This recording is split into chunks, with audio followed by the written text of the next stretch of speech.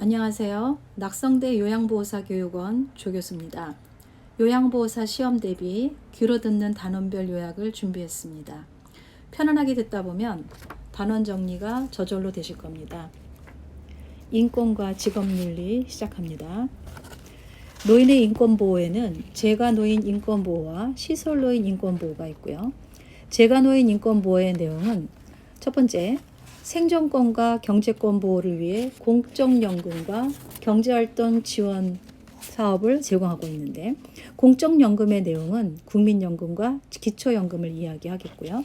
경제활동 지원 사업에는 노인 일자리 지원 사업을 이야기합니다. 두 번째로 건강권 보호를 위해 국민건강보험과 노인장기 요양보험, 노인 돌봄 사업을 운영하고 있습니다.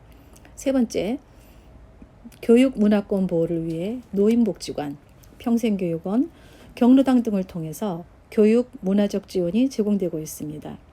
네 번째로는 주거환경 보호를 위해 자신의 집에서 생활할 수 있도록 주거환경을 개선하고 있는 내용입니다. 두 번째로 시설 노인 인권 보호에 대한 내용에서 시설 생활 노인 권리 보호를 위한 윤리 강령은 시험에 매번 한 문제씩 출제가 되고 있는 내용이고요. 그 단계 중에 입소 전 단계, 입소 계약 단계, 생활 단계, 퇴소 단계 4가지 단계가 있는데요. 11가지의 권리 내용은 바로 생활 단계에 수록이 되어 있고요. 생활 단계는 67페이지부터 73페이지까지 11가지의 권리가 나열되어 있는 그 내용이 주로 시험에 나오고 있습니다. 입소 전 단계부터 살펴보겠습니다. 시설 정보에 대한 접근성을 보장받을 권리예요. 노인이나 보호자에게 시설에 대한 정보와 안내책자를 제공하고 온라인 매개체를 통해서 시설 정보를 상시 공개하도록 노력을 해야 됩니다. 시설 정보 제공 시 제3자의 피해가 발생하지 않도록 해야 되겠고, 시설 선택 시 혼란이 생길 수 있는 허위 정보를 제공해서는 안 됩니다. 입소 계약 단계인데요. 첫 번째로는 충분한 정보를 제공받을 권리가 있습니다. 계약 기간, 장기간 급여의 내용 및 비용, 비급여 항목과 비용 등을 충분히 정보를 제공하고 노인의 권리, 서비스 내용, 입소 절차, 운영 규칙 및 규정, 시설 내 정보를 제공합니다. 시설 내 자유로운 생활을 영위할 권리와 제한받는 상황에 대해서 설명을 해줘야 되겠고요. 자, 두 번째로 스스로 입소를 결정하고 계약할 권리가 있는데요. 입소 계약 과정에서 노인의 의사가 자유롭게 표현되며 존중되어야 됩니다. 노인 스스로가 입소 여부를 결정하도록 자기결정권을 보장해야 되겠고요. 자의적으로 선별적으로 입소 노인을 선택해서는 안 됩니다. 합리적 사유로 입소가 부적할 경우에는 타 시설을 소개해줘야 되겠고요. 입소 계약 시 노인의 기본적인 정보, 성격이나 취향 등을 나누어서 계약서는 서명 후 당사자들이 각각 한 부씩 보관하도록 합니다. 시험에 잘 나오는 생활 단계에 있는 그 11단계를 한번 살펴보시면 1번 개별화된 서비스를 제공받고 선택할 권리입니다. 그 내용으로는 노인이 서비스 변경을 요청하면 그 의사를 반영한다. 모든 서비스의 내용이 사전에 설명되며 자유 선택에 의해 진정된다. 노인의 욕구가 반영되지 않거나 서비스 제공이 늦어질 경우 이해시키고 동의를 구한다. 개인 물품을 이용할 수 있고 개인 생활 방식, 머리 모양이라든가 의복 등을 선택할 권리를 보장해주고, 자기결정과 선택이 어려운 노인은 올바른 선택을 하도록 지원을 해주고요. 부적절한 서비스를 요구할 경우에 노인의 이익에 가장 부합되는 선택을 하도록 돕는 것은 바로 개별화된 서비스를 제공받고 선택할 권리입니다. 두 번째 내용은 안락하고 안전한 생활 환경을 제공받을 권리입니다. 저하된 신체 기능을 고려한 안전한 주거 환경을 제공하고 안전하고 깨끗하며 가정과 같은 환경을 제공합니다. 목욕, 세탁 등의 노인 위생 관리를 철저히 하고 소방기구 점검과 비상연락 장치, 비상빙 등을 필요한 장소에 설치하는 것을 내용으로 합니다. 그런데 이 문제 사례를 한번 살펴볼 것 같으면 이거예요.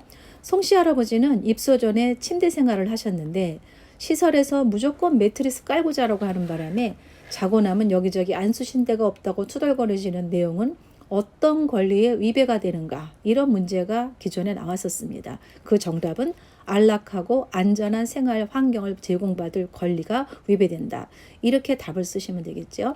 자, 3번입니다. 세 번째는 사생활과 비밀 보장에 관한 권리예요. 요거 좀 비교적 수월하게 문제들을 푸실 수가 있습니다. 자, 첫 번째 내용으로 개인정보를 수집하고 활용하기 전에 설명하고 동의를 구한다. 개인정보를 타인에게 노출하거나 정보를 제공해서는 안 된다.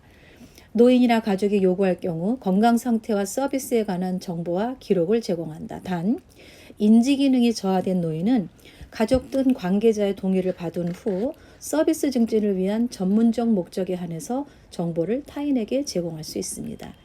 정보통신기기, 유무선 전화기들이란 이런 것 사용이라든지 우편물 수발신의 제한이 없어야 됩니다.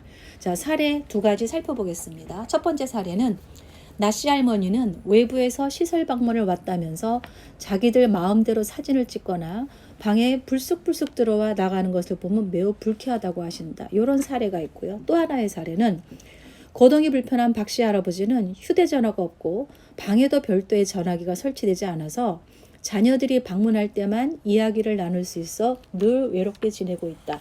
이런 사례는 도대체 어떤 권리에 위배되는가 하면은 사생활과 비밀의 보장에 관한 권리 내용이다. 이렇게 하시면 되겠고요. 자, 네 번째 내용입니다. 존엄한 존재로 대우받을 권리입니다. 그 내용으로는 치매 등의 사유로 인간으로서의 권리와 가치가 손상되지 않도록 한다. 노인의 권리가 침해될 우려가 있거나 침해받은 경우에 이 회복과 구제에 적극적 조치를 강구한다. 시설장과 종사자는 노인 인권교육을 이수하고 시설장은 입소 노인에게 인권교육을 실시한다. 가족은 면회나 전화 등을 통해서 노인과 관계를 유지하고 시설의 서비스나 운영에 적극 협조한다. 노인의 상태에 대해 사전에 통보하고 의사결정 과정에 노인 또는 가족을 참여시킨다. 생활노인, 가족, 시설장 종사자는 상호 존중하며 시설의 윤리적 기준을 준수한다. 이 내용은 바로 존엄한 존재로 대우받을 권리고요. 그 예문을 사례를 보시면 시설에서 동료 노인을 꼬집고 괴롭힌 노인이 있어도 오래된 습성이라고 고치기 힘들고 다른 노인들이 조용해지는 효과도 있다고 생각하며 모른 체 하고 있다. 이 내용은 존엄한 존재로 대우받을 권리에 위배된 내용이라고 보시면 되겠습니다. 다섯 번째 권리입니다. 차별 및 노인 학대를 받지 않을 권리입니다. 신체 조건 및 사회적 신분 등을 이유로 차별해서는 안 된다. 어떠한 이유로도 노인을 학대해서는 안 되며 학대 행위가 발생했을 경우 보호 조치를 신속하게 한다. 노인의 의사에 반하는 어떠한 노동 행위도 시켜서는 안 된다. 자, 사례를 보겠습니다. 김씨 할머니는 저 노인네는 자식들도 자주 오고 직원들한테 선물도 자주 사와. 그래서 요양보호사들이 저 노인한테만 고분고분하니까 아무래도 기분이 좋지 않지 라고 말했다면 차별 및 노인 학대를 받지 않을 권리가 익숙해지지 않은 거라고 보시면 되겠죠. 자, 여섯 번째 권리입니다. 신체 구속을 받지 않을 권리입니다. 그 내용을 보시면 노인의 의사에 반하는 신체적 제한이나 구속을 해서는 안 된다. 신체를 구속할 경우에는 노인이나 가족에게 동의를 받고 노인의 심신 상태, 신체 구속 시간, 사유 등을 자세하게 기록을 해야 됩니다. 사례를 들어보세요.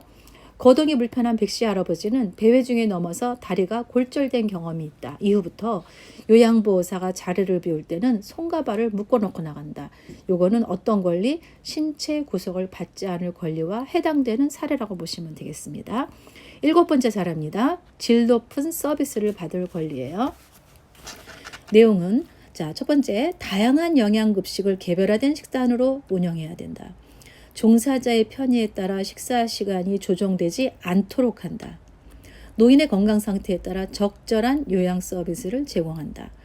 노인의 잔존 능력을 유지, 기력을 향상시키기 위해 재활에 노력한다. 타인의 도움 없이 스스로 배변할 수 있도록 도와야 된다. 서비스 제공 시 노인의 의사를 반영하고 건강상 반드시 필요한 서비스는 보호자와 상의해서 올바른 조치를 취한다. 의학적 판정 없이 노인의 개인적으로 복용하는 약물을 금지시켜서는 안 된다. 종사자의 능력 개발을 위한 직무훈련과 교육 기회를 충분히 보여한다. 입소비용 미납 등의 이유로 시설에서 서비스 이용을 제한해서는 안 된다.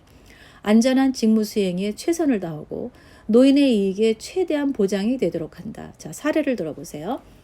시설에서 파마를 한 어르신이 머리카락이 많이 상해 화를 내신다. 봉사자는 시설장이 가장 싼 약으로 하라고 해서 어쩔 수 없어요 라고 말을 했다면 질 높은 서비스를 받을 권리에 위배되는 사항이라고 생각하시면 될 것 같아요. 8번째 권리입니다. 정치, 문화, 종교적 신념의 자유에 대한 권리예요. 자, 시설 내부의 다양한 서비스 참여와 서비스 의사소통 제재를 가하면 안 된다. 시설 외부의 서비스 기관 이용을 권장하고 필요할 경우에 지역사회 서비스를 연계한다. 노인이 원치 않을 경우를 제외하고 면회나 방문객을 거부해서는 안 된다. 노인의 자유로운 외출, 외박의 기회를 최대한 보장한다. 노인의 지역사회와 유대관계 증진을 위해 노력한다. 자유로운 투표권과 종교활동을 보장한다. 노인의 문화적 생활 양식의 차이를 최대한 존중하여 서비스를 제공한다.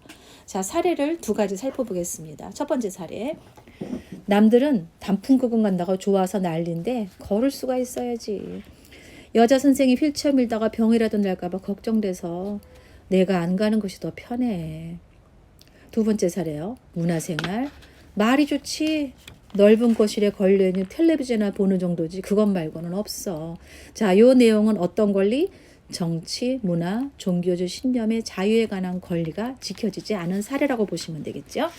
자, 9번째 권리입니다. 자신의 재산과 소유물을 스스로 관리할 권리예요. 자, 내용 보세요. 공간이 허용하는 한 사물함을 개인에게 제공한다.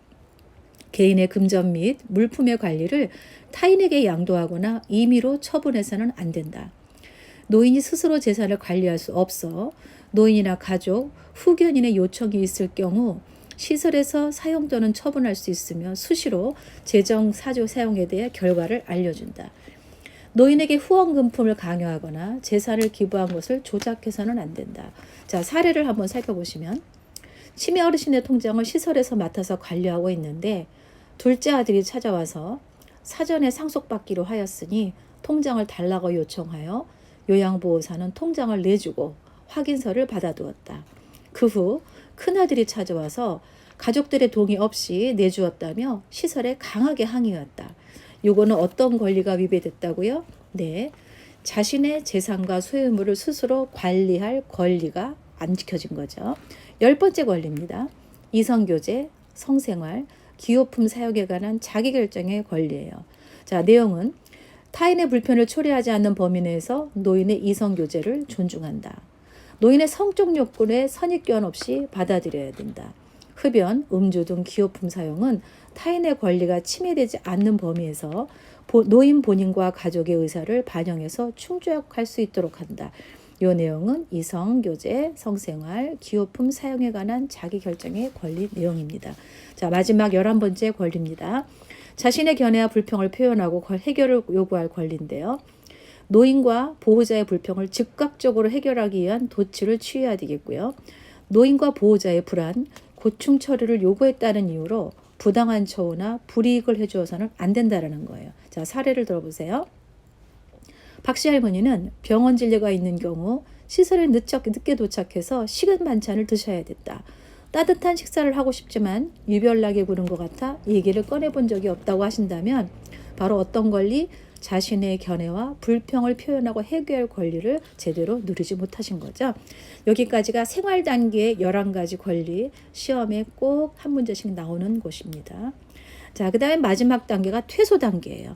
노인 스스로 퇴소를 결정하고 거주지를 선택할 권리예요. 노인의 의사를 반하는 전원 또는 퇴소를 시켜서는 안 되며 불가피한 경우 사유를 통보하고 의사결정에 노인 또는 가족을 참여시킨다. 노인의 퇴소 결정을 번복시키고자 회유, 강요, 협박 등을 해서는 안 된다. 다른 시설로 전원 또는 의료기관에 입원 시 의사표현 및 선택을 할 수 있도록 자기결정권을 보장해야 된다. 보호자의 방임, 노인의 개인적인 성향, 종사자의 불화 등의 사유로 노인의 퇴소를 권유하거나 강요하면 안 됩니다. 퇴소 이후에도 노인의 삶이 적정 수준이 유지되도록 지역 내 서비스를 제공합니다. 자, 사례를 한번 들어보세요. 어르신 건강 상태가 나빠져서 가족들에게 입원이나 전원을 권유하는데 자식들은 어르신의 의사는 묻지도 않고 전원을 시켰다면 바로 노인 스스로 퇴소를 결정하고 거주할 선택할 권리를 지키지 못한 거게 되겠죠.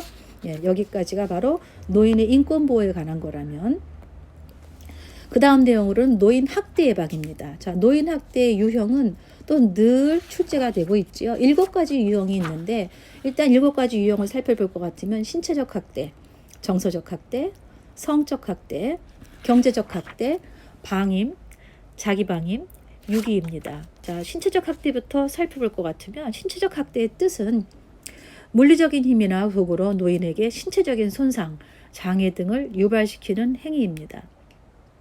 자, 학대 행위를 보면요, 노인을 폭행하고 노인을 제한된 공간에 강제로 가두거나 노인의 거주지 출입을 통제하는 것, 집 바깥으로 나가지 못하는 거 얼마 전에 시험에 출제가 됐었죠. 신체를 강제로 억압한다. 신체적 위험이 큰 행위로 노인을 협박하거나 위협한다.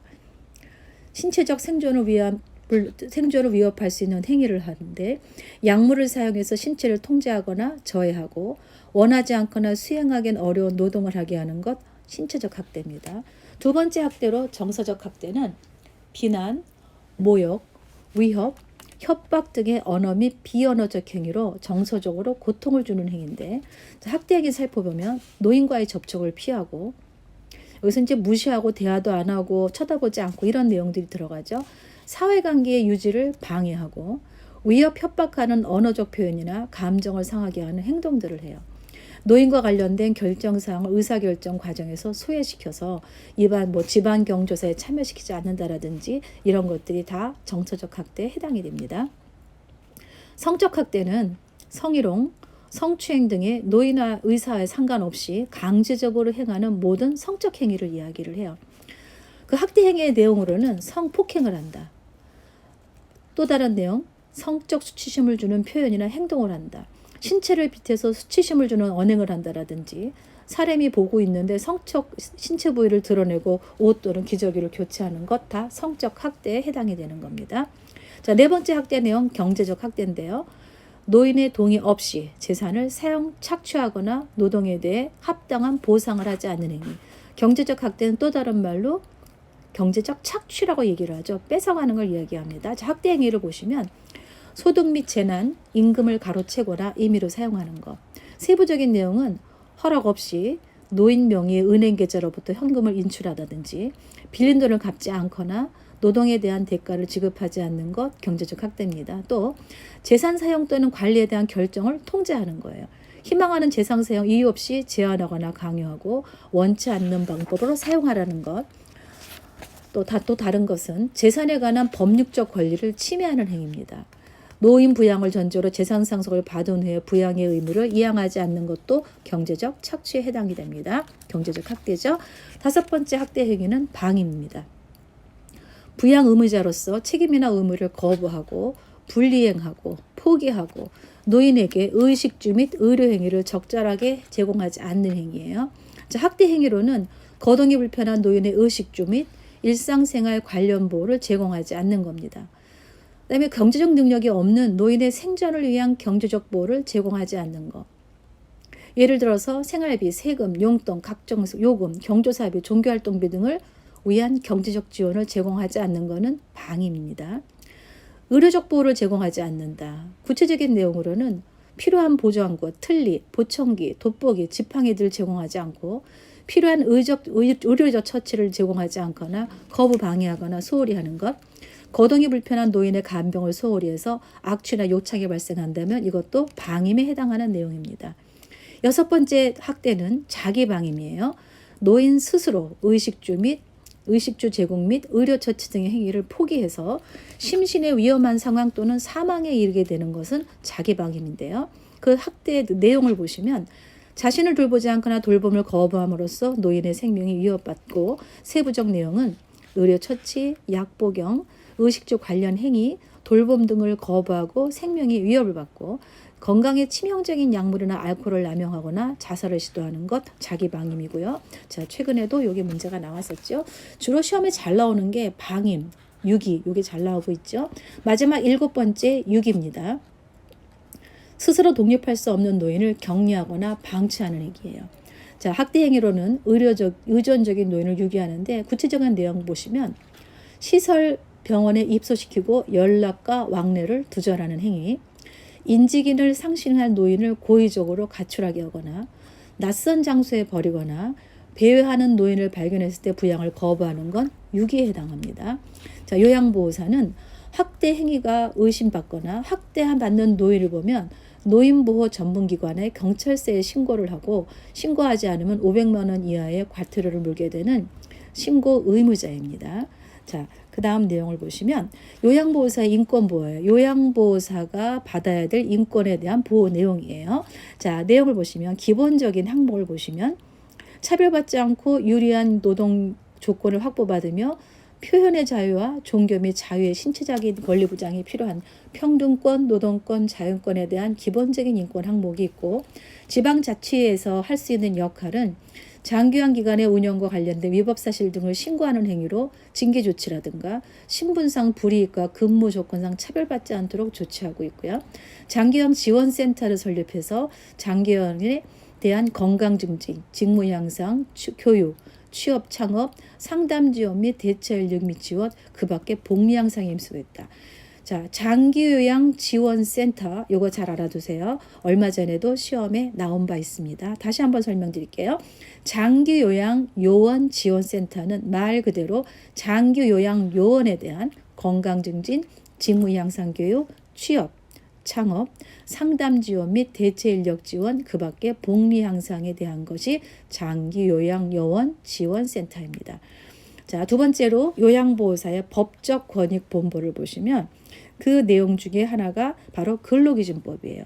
자, 근로계약은 근로기준법의 기준에 맞춰서 계약을 해야 되기 때문에 그거로 정한 근로계약을 하셔야 되겠고요. 명시돼야 되는 상황으로는 임금 및 근로시간, 취업 장소와 종사할 업무에 관한 내용, 취업 규정, 규칙 내용, 종사자가 기숙하는 경우에 기숙사 규칙에 관한 정한 사항입니다. 그리고 두 번째로 있는 안전과 보건에 관한 보호, 그게 두 가지가 있는데요. 하나는 산업안전보건법, 또 하나는 산업재해보상보험법인데요. 예전에 산업안전보건법은 잘 안 나왔었는데 얼마 전에 처음으로 출제가 됐고요.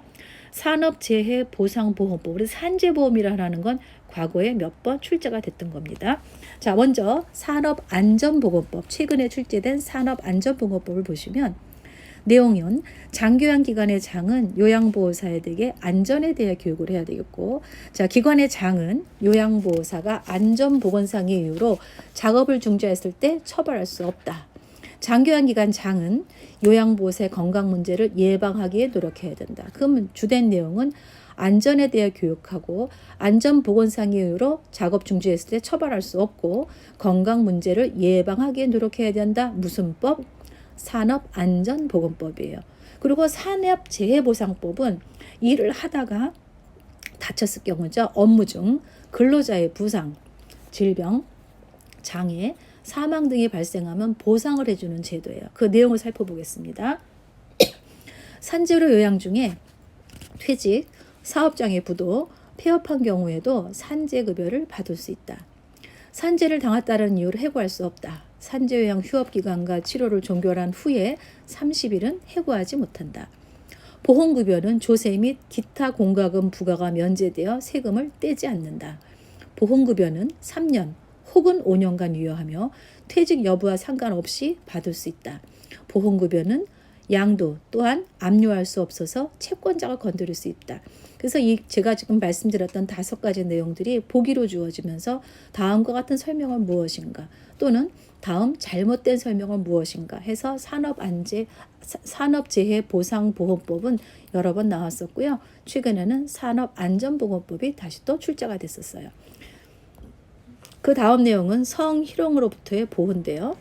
여기는 또 2가지 내용이 있어요. 성희롱의 구분 및 행위, 또 하나는 대처 방안인데 예전에는 대처 방안이 주로 나왔다면 최근에는 계속 성희롱의 구분이 나오고 있어요. 언어적 행위도 나왔었고 시각적 행위도 나왔었고 육체적 행위도 나왔었고 그래서 이 구분하는 걸 한번 차근차근 살펴보겠습니다. 성희롱에는 언어적 행위가 있어요. 언어적 행위의 내용을 살펴보시면 음란한 농담, 음탕하고 상스러운 이야기, 음란한 내용의 전화 통화, 회식 자리 등에서 옆에 앉아 술을 따르고 하는 것은 바로 언어적 행위고요. 육체적 행위는 입맞춤, 포옹, 뒤에서 껴안기 등의 신체 접촉, 안마나 애무하거나 신체 일부를 밀착하거나 잡아당기는 것 육체적 행위겠고요. 시각적 행위는 음란 출판물을 게시하거나 보여주는 행위, 직접 또는 팩스나 컴퓨터 등을 통해서 음란한 편지, 사진, 그림 등을 보내는 행위, 자신의 특정 신체 부위를 고의적으로 노출하거나 만지는 것은 시각적 행위에 해당이 됩니다. 이랬을 때 성희롱 대처 방안은 장기 요양기관장의 대처가 있고 요양보호사의 대처가 있는데요. 자, 장기 요양기관장의 대처로는 성희롱 예방 교육을 1년에 한 번 이상 실시하는 것, 또 성희롱 발생 시 피해자에게 원치 않는 업무 배치 등의 조치를 해서는 안 되겠고요. 성희롱 처치 지침을 문서화해서 기관 내에 두어야 합니다.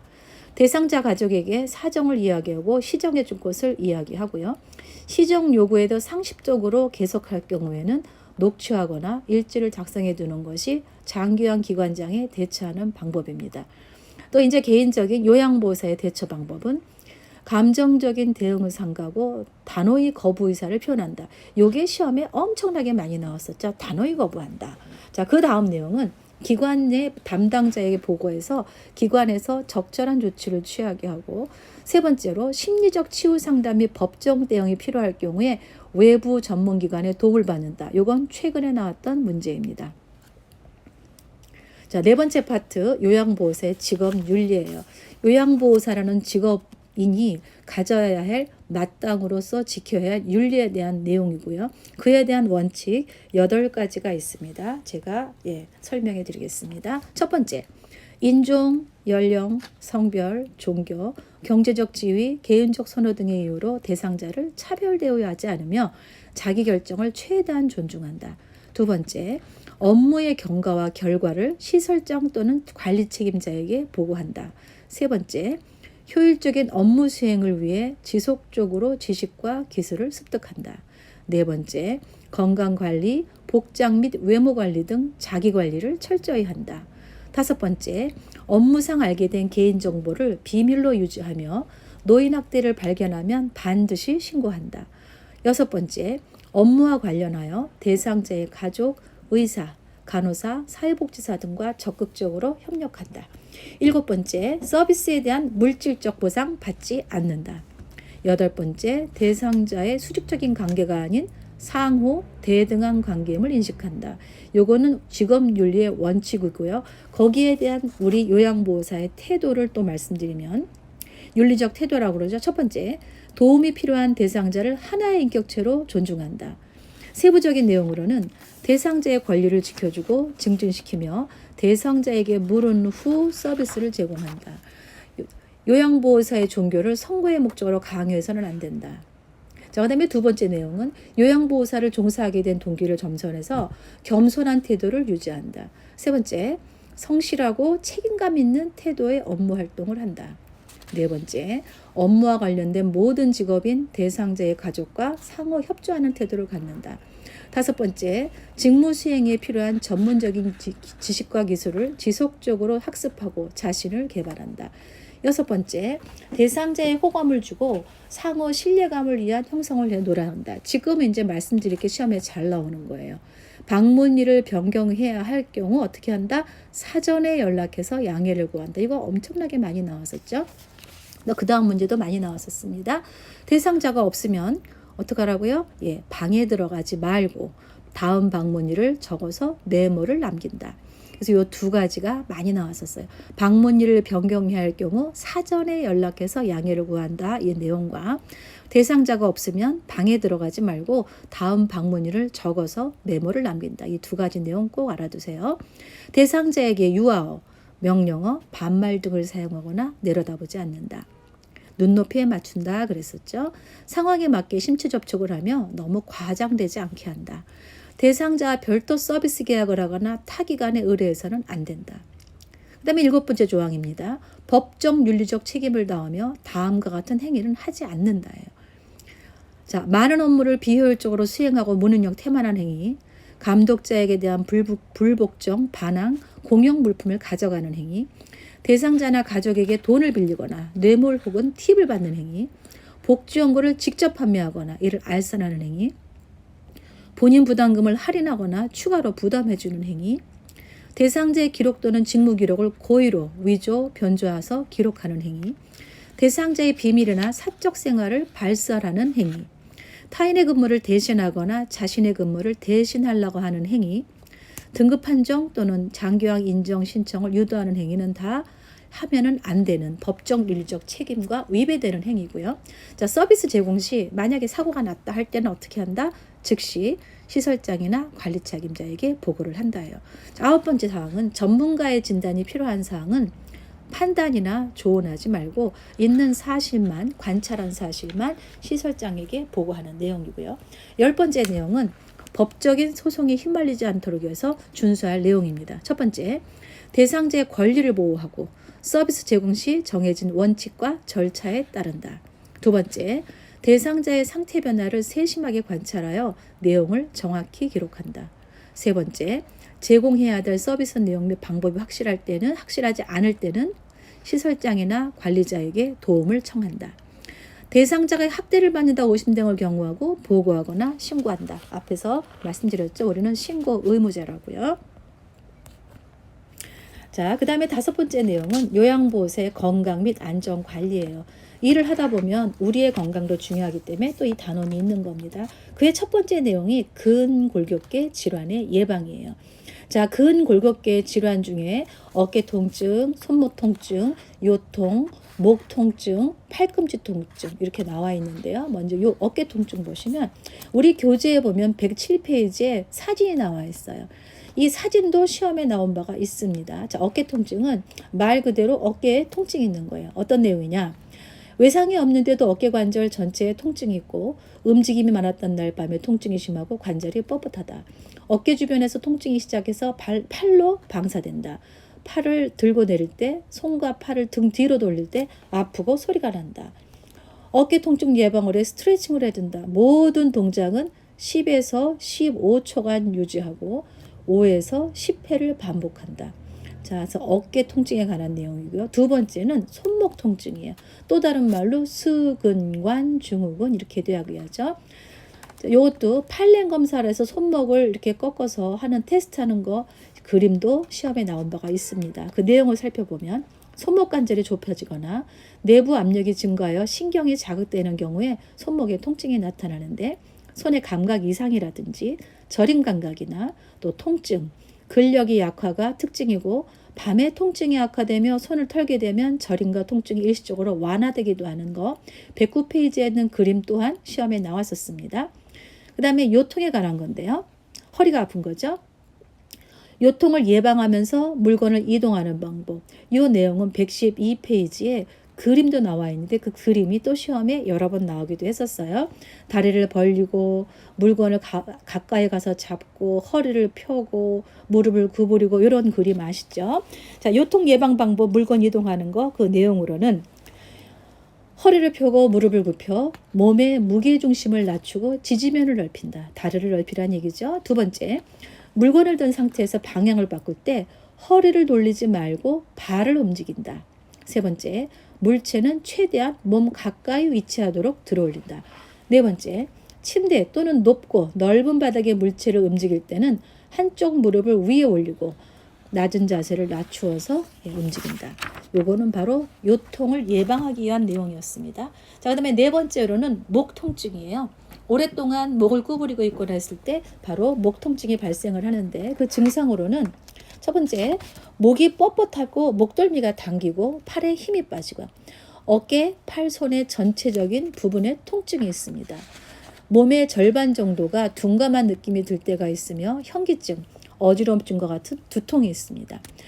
목의 통증을 예방하기 위해서 어깨나 목 주변의 근육 강화 운동과 스트레칭을 해야 되겠고 통증이 느껴질 때는 무리하게 운동하기보다는 물리치 의사에게 운동요법을 받는 것도 하나의 방법이에요. 자, 그 다음에 5번째 내용은 팔꿈치 통증인데요. 이 팔꿈치 통증도 114페이지에 사진이 나와 있는데 그 사진 또한 몇 번 시험에 나온 바가 있습니다. 자, 팔꿈치 통증은 반복적으로 무거운 물건을 올리고 주먹을 쥐거나 손목을 뒤로 젖히는 동작을 많이 할 경우 팔꿈치 관절이 시작해서 손목까지 통증이 나타나는 건데 손을 펴고 손목을 뒤로 적힐 때 팔꿈치 안쪽에 통증이 발생하기도 하고요. 팔꿈치 외측이나 내측 부위에 압통감이 있고 무언가를 세게 줄 수 없을 때 팔꿈치 통증을 의심해 볼 수 있을 것 같아요. 이렇게 몸에 이상이 있었을 때 치료에 관한 내용입니다. 자, 초기 치료가 있고 급성기 이후가 있어요. 자, 초기 치료는 초기라는 개념은 손상 후 24시간에서 72시간 이내에 치료하는 걸 초기 치료라고 얘기를 합니다. 이때 어떻게 하느냐? 외상을 조절하고 추가적인 조직 손상을 막기에 일단 휴식을 취해야 되겠고요. 부종을 감소시키고 통증과 근경련을 줄이기 위해서 냉찜질을 합니다. 그 다음에 네 번째로는 부종과 움직임을 줄이고 통증을 줄이기 위해 압박붕대로 압박하는 것. 또 부종을 줄이기 위해서 손상 부위를 심정보다 높게 올리는 거고요. 아픈 부위를 부목으로 고정시켜서 통증과 근육 경련을 감소시키고 의사 처방에 따라 진통제나 근육 이완제 복용하는 건 초기 치료. 자, 초기 치료는 24시간에서 72시간 내에 휴식 취하고 냉찜질하고 압박하고 올리고 부목으로 고정하는 거. 이렇게 알아두시면 될 것 같아요. 급성기 이후에 이제 길게 됐을 때 만성적으로 문제가 생겼을 때는 물리치료 및 운동치료, 그 치료에는 온열치료, 전기광선치료, 견인요법이 들어가겠고요. 자, 스테로이드 주사를 또 너무 많이 맞으면 건이 약화돼서 쉽게 파열될 수 있으니까 스테로이드 주사는 많이 맞지 않는 게 좋습니다. 수술 증상이 악화되거나 감각장애가 생기면 의사와 상의하는 거겠고요. 시험에 또 자주 나오는 것 중에 하나가 전신 스트레칭에 관한 내용이에요. 전신 스트레칭에 하는 목적이라든가 이런 건 우리가 다 알지만 주의사항 있죠? 이게 아주 자주 출제되니까 정확하게 횟수와 초를 알아두셔야 될 것 같아요. 자, 첫 번째, 같은 동작은 5회에서 10회 반복하고 동작과 동작 사이는 5에서 10초 쉰다. 자, 동작이 더 깁니다. 더 횟수가 많죠? 5에서 10회 반복하는데 쉬는 거는 5에서 10초 정도 쉬어요. 통증을 느끼지 않는 범위에서 스트레칭된 자세로 10에서 15초 정도 유지한다. 자, 지금 토가 두 가지가 나왔습니다. 유지되는 시간은 10에서 15초, 쉬는 시간은 5에서 10초. 쉬는 게 더 짧죠. 상하 좌우 균형 있게 교대로 하고 천천히 안정되게, 호흡은 편안하고 자연스럽게. 다 잘 나왔던 내용이에요. 요양보호사의 감염 예방에 관한 내용입니다. 자, 기관 차원에서 할 일이 있고 요양보호사가 할 일이 있는데, 기관 차원에서 할 일은 보호장구를 지급하고 인플루엔자 예방 접종을 해주고요. 정기적인 건강검진과 감염 예방 교육이 있습니다. 요양보호사가 할 일은 개인위생 철저하게 하고 손 씻기 보호장구를 착용하는 거고요. 임신한 요양보호사는 풍진, 수두 등 선천성 기형을 유발할 수 있는 감염성 질환 가진 대상자와 접촉을 하지 않습니다. 이 풍진과 수두에 관한 내용 최근에 몇 번 시험에 나왔던 내용이니까 꼭 알아두세요. 자, 요양보호사에게 흔한 감염성 질환 예방에 관한 내용, 이것도 곧잘 나오는데요. 자, 먼저 결핵을 살펴보겠습니다. 저 결핵은 결핵에 걸린 대상자와 접촉하거나 2, 3주 이상의 발열, 체중 감소, 수면 중 식은땀 등의 증상이 나타날 때 의료기관의 결합검사를 받아야 되겠고요. 결핵이 의심되는 대상자를 돌볼 때는 보호장구, 마스크나 장갑들을 착용합니다. 결핵은 호흡기 감염이니까 대상자가 사용하는 물건을 함께 쓰는 것은 괜찮아요. 결핵균은 햇빛에 약하기 때문에 침구 등에 일관 소독을 하고, 결핵은 강한 산, 알칼리, 건조한 상태에서 오랫동안 살 수 없는 거 알아두시면 되겠고요. 결핵 예방을 위해서 술과 흡연은 금하고 충분한 영양 상태와 면역력을 유지한다. 자, 두 번째 질환은 독감입니다. 독감 인플루엔자라고도 얘기하죠. 갑작스러운 발열 38도씨 이상이 나타나고 두통, 전신 쇠약감, 마른 기침, 인후통, 코막힘, 근육통이 나타나고요. 자, 예방접종은 10월에서 12월 사이에 받는 것을 권장을 하죠. 인플루엔자에 걸린 요양보호사는 일주일 정도 쉬어야 돼요. 그 이유는 독감이 생기기 전부터, 증상이 생기기 전부터 증상이 생긴 후 5일 이상 병을 퍼뜨릴 수 있기 때문입니다. 자, 세 번째, 노로바이러스 장염은 최근에 또 출제가 됐었습니다. 노로바이러스는 감염력이 강하고 장염을 잘 일으키고요. 요양보호사 감염된 경우도 증상이 약하더라도 2, 3일간 요양보호 업무를 중단해야 됩니다. 증상 회복 후에도 최소 2, 3일간 음식을 조리하지 않고요. 개인위생을 철저하고 어패류 등은 반드시 익혀 먹어야 됩니다. 그 다음에 네 번째, 오음에 관한 내용입니다. 더운 여름철에 많이 생기고 기온이 떨어지는 11월에 4월 사이에는 좀 적습니다. 오음에 걸린 대상자와의 직접 접촉이나 오염된 의복, 침구, 수건, 혈압기, 체온계 등을 통한 간접 전파로 인해 감염이 돼요. 감염 전형이 감염력이 매우 강하며 대상자는 물론 동거가족, 요양보호사도 동시에 치료를 받아야 돼요. 이 내용 시험에 여러 번 나왔었습니다. 감염력이 강하기 때문에 대상자는 물론 동거가족, 요양보호사도 동시에 치료받는다. 최근에 시험에 나왔었어요. 다음에 내이 및 침구류는 뜨거운 물로 10에서 20분간 세탁한 후에 건조하고 세탁 후 3일 이상 사용하지 않는다. 오음벌레는 몸에서 떨어져 나와서 48에서 72시간 동안 살 수가 있습니다. 세탁이 어려운 것은 그래서 3일간 햇빛에 널거나 다리미로 달인 후 사용을 해야 되겠고요. 처방받은 약재를 목에서 발끝까지 바르고 다음 날 아침에 씻어냅니다. 오음벌레 자국이 있는지 관찰해서 머리나 얼굴, 마비로 인해 수축되거나 굴곡진 부위도 빠뜨리지 말고 발라야 되겠고요. 동물 오음 진드기는 사람한테 전염되지만 다른 사람에게는 전염되지 않습니다. 자, 마지막 질병 머린입니다. 감염자와 머리 접촉, 침구류, 머리빗, 모자, 스카프, 수건, 옷 등의 공동으로 사용하며 감염됩니다. 감염 대상자를 돌본 후 옷을 세탁하고 샤워를 합니다. 감염자의 베개, 모자 등은 뜨거운 물에 세탁 후 건조를 하는데 55도씨 이상 5분 이상 노출되면 사멸을 합니다. 치료 2일 전 착용한 의류, 침구, 물품은 뜨거운 물 세탁이나 고온으로 기계 세탁 후 건조시키면 되겠고요. 떨어져 있던 이가 48시간 동안 남아있기 때문에 진공청소기로 청소를 합니다. 여기까지가 바로 인권과 직업윤리에 관한 내용이었습니다. 감사합니다.